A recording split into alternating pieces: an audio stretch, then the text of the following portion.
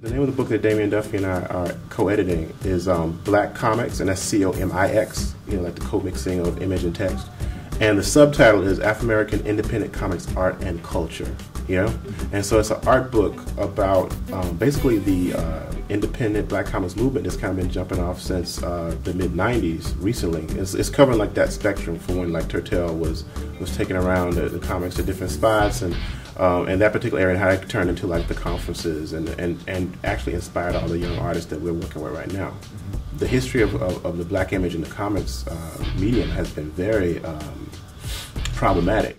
Our stories aren't being told, but now of course there are all these artists out there that people don't really know about if you're not part of this subculture that are doing amazing artwork, and so that's what our work has been about for the last few years. A part of it is to provide venues and opportunities for people of color, people from different backgrounds, even to not just like racially, but gender, sexual preference, how you're actually expressing the work too. Because there's a lot of like independent comics artists that we represent, gallery comics artists, abstract comics artists, and so basically the idea is to stop looking at comics as a genre and look at it as a medium that everybody has access to. And so that's why it's important, because people see, because the corporate entities can control how we see things so easily. It's important to show these independent, alternative expressions.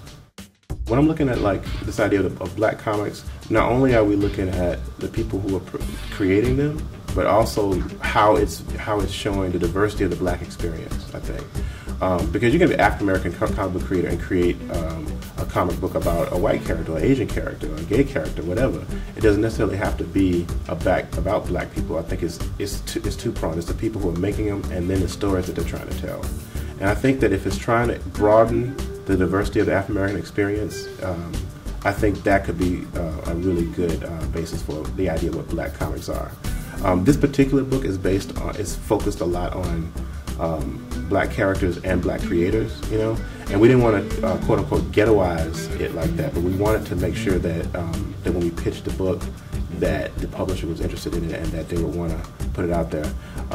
Because we've done so much work on this type of thing, it was relatively easy to secure it, because we have put in the work as far as like our research and our contacts and the work that we want to show is diverse. It's very, it's not just Black superheroes.